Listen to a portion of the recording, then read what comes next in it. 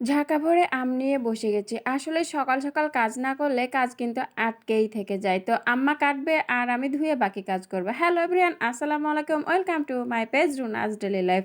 সব কাজই ভাগ, ভাগ করে করলে কিন্তু আমি বসে তাড়াতাড়ি আছি হয়ে আর যায়। আম্মা আমগুলো কেটে দিচ্ছে। আসলে কাটা হয়ে গেলে আমি আমগুলো ধুয়ে তারপরে ভাপে দিয়ে রোদে শুকাতে দিব। তো আম্মার আমগুলো কাটা হয়ে গেছে। আমি ভাবছি আম দেখে কি আর জিহ্বে জল থামে? এ তো কখন থেকে পড়ছে আমি খাবো, খাবো মনে করছি কিন্তু খেতেই পারছি না।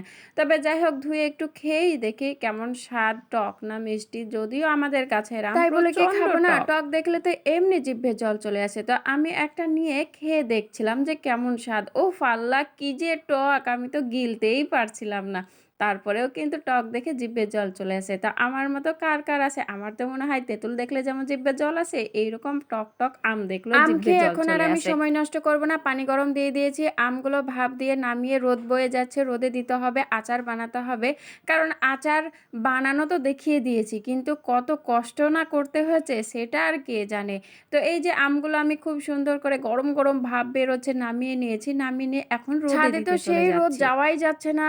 আর এই রোদে শুকালে আমের আচার কিন্তু বেশ ভালো হয়। আচার করে খেয়ে নিয়েছি আর এতদিনে আম কাটা দেখাচ্ছি। তো আজকের ভিডিওটি আমার এই পর্যন্ত। সবাই ভালো থাকবেন, সুস্থ থাকবেন। আমাকে একটু বেশি, বেশি করে ভালোবাসা দিয়ে পাশে থাকবেন। দেখা হবে আবার অন্য কোনো ভিডিওতে। ততক্ষণ পর্যন্ত সবাই আমাকে ভালোবাসা দিয়ে পাশে থাকেন। আল্লাহ হাফেজ।